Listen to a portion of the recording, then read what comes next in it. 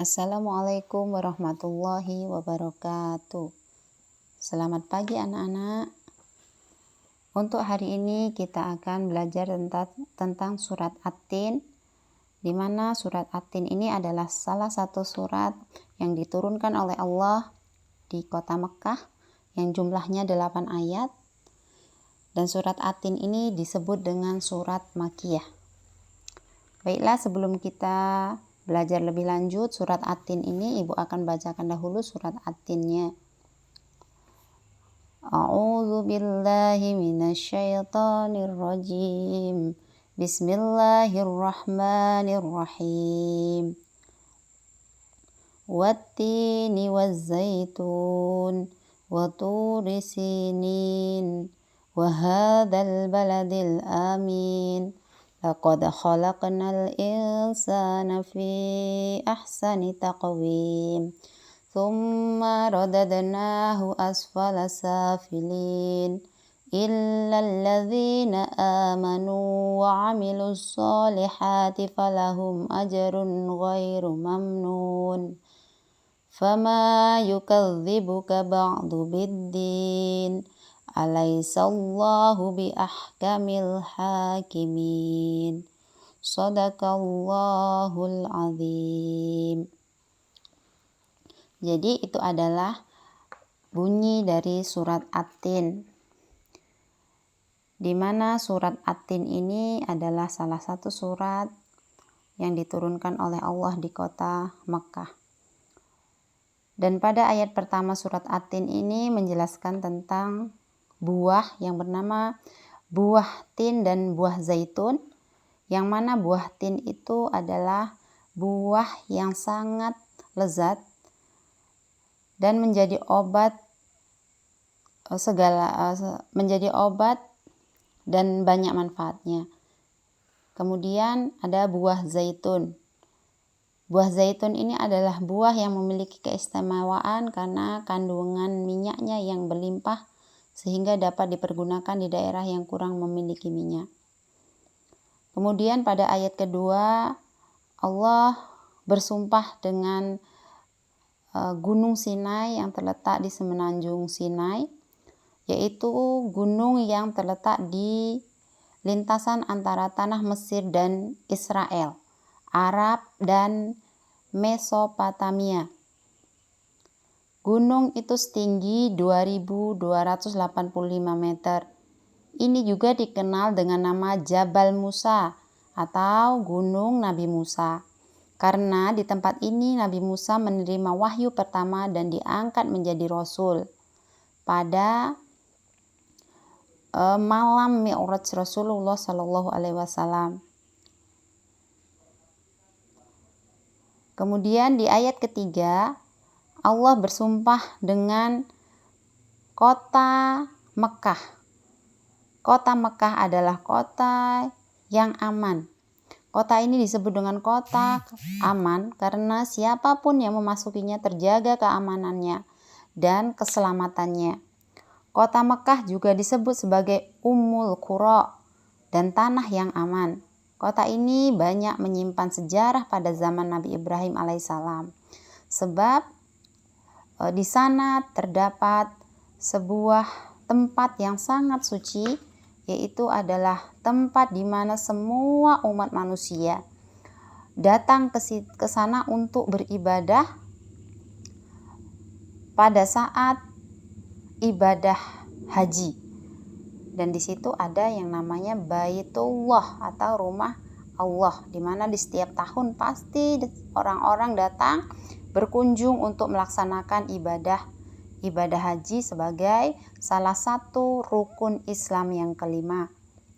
Kemudian pada ayat keempat Allah Subhanahu wa taala menjelaskan bahwa Allah menjadikan manusia itu dalam bentuk yang sebaik-baik bentuk.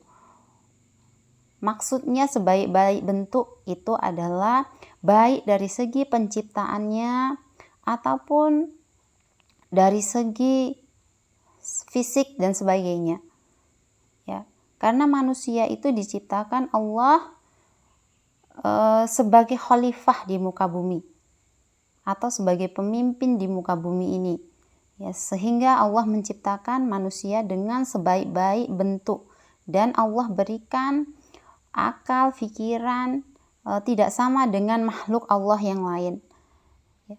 Dan ketika Allah memberikan manusia atau menciptakan manusia dengan bentuk yang paling sempurna atau menjadi makhluk yang paling mulia, maka manusia itu harus mampu menjaga keseimbangan yang dimiliki oleh manusia itu sendiri supaya menjadi mulia.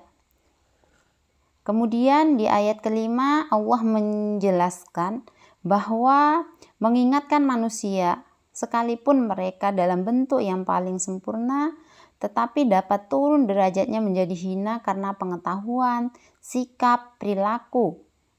Apabila telah keluar dari aturan-aturan yang telah ditetapkan oleh Allah, maka manusia akan menjadi makhluk yang paling hina. Yang paling hina karena sikap dan perbuatannya ketika mereka tidak bisa menjaga kodratnya sebagai manusia. Kemudian di ayat ke-6 Allah menjelaskan tentang ilal ladzina amanu wa amilus solihati falahum ajrun ghairun mamnun, kata Allah. Orang-orang yang tidak pernah hina itu adalah mereka yang beriman dan melaksanakan amal salih, ya, kecuali illadzina amanu wa amilus solihati falahum ajrun ghairu mamnun, kecuali mereka yang melaksanakan amal-amal salih. Jadi mereka itu adalah orang-orang yang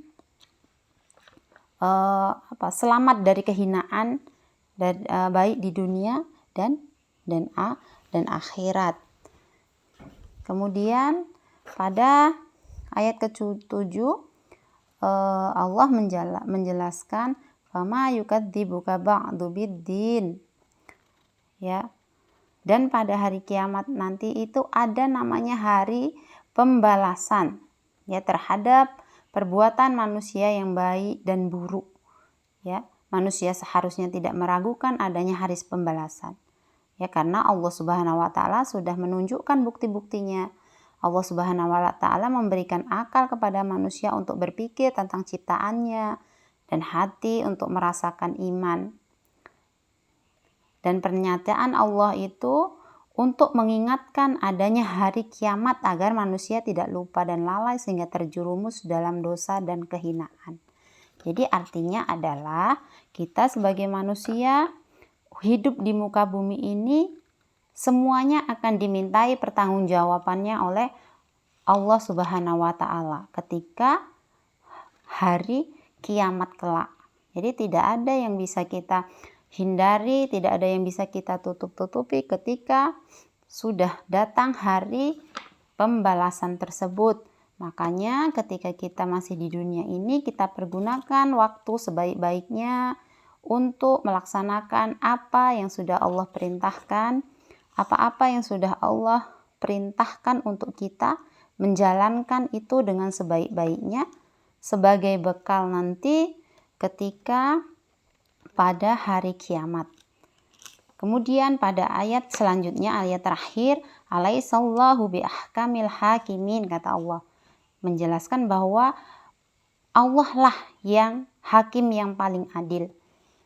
Maksudnya adalah, ya, ketika kiamat datang, semua manusia akan dimintai pertanggungjawaban di hadapan Allah.